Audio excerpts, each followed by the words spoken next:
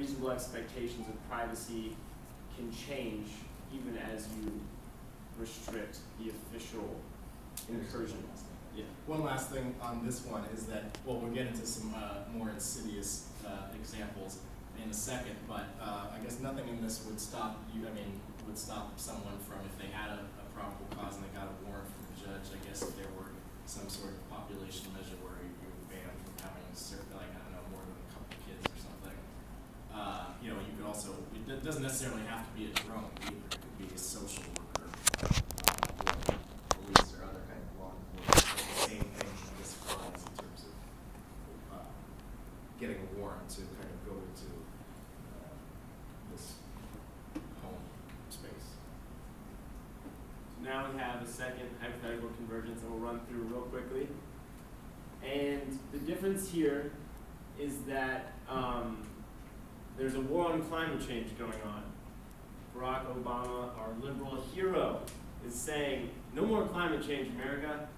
And what he convinces the public to do as part of this is to vote yes on the population control measure. But the public still says, I don't like drones flying over my barbecue. Well, thankfully for the state, most national security legislation carves out massive exceptions to the law, and the current drone law is no different. There's exceptions for the entire national border within 100 miles of both the northern and southern border. There's an exception for imminent threat to life, and there's also an exception that's directly related to terrorist cases. We want to interrogate the imminent threat to life exception. Now, if we follow Stephen's logic that there's an imminent threat to life by not allowing this policy to pass, Right. Yeah. then you've okayed an exception to the law, the imminent threat to life exception. And even as you vote against unwarranted drone surveillance, by not carefully looking at the nature of the policy that you're putting in place, you can still have unwarranted drone surveillance in this circumstance. Yeah, essentially it's basically pushing the surveillance in through the back door as a result, or pushing through unwarranted drone surveillance through under the auspices of, well, there's this war on climate change going on, and if you were to have more kids, then maybe it's then that would constitute an imminent threat to life in terms of like the whole food supply or something. So you can see how when even though the public says no, we don't want this, you can with the legal precedent as it is, when you I guess do things in the name of national security, you can still push through these things, unwarranted drone surveillance through, even though public may vote. Yeah, sure. All right. So we're going to wrap up with a quick look at what democratic control really means. First, the slippery slope argument, it's not too theoretical, but hopefully it makes sense in everyone's heads after listening to these examples of how the public can provide for the general framework of a social policy and also restrict government action based on an individual understanding of privacy or their relationship to government, and still not have the ability to interrogate and resist the effects of those social policies on their own well-being.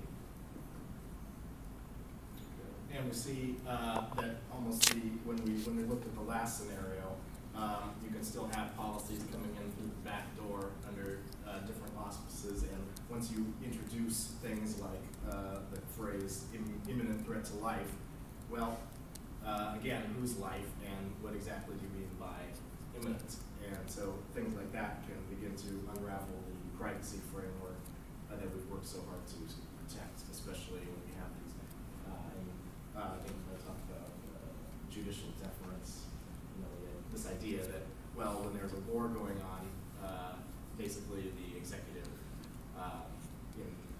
claiming that there's a necessary, to prevent the war or to, I guess, win the war, or something related to war and cracking down on people's privacies, well, the judiciary has this, what they, they typically defer to the executive in times of war.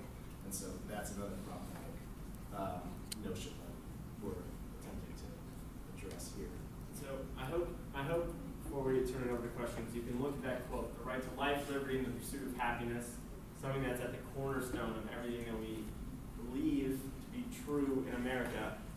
And I want you to look at what each of those words means now in the context of our two, the convergence of our two arguments, and see how if the government pursues policies where war is the logic of their governance, then in fact the right to life, liberty, and the pursuit of happiness are fundamentally incompatible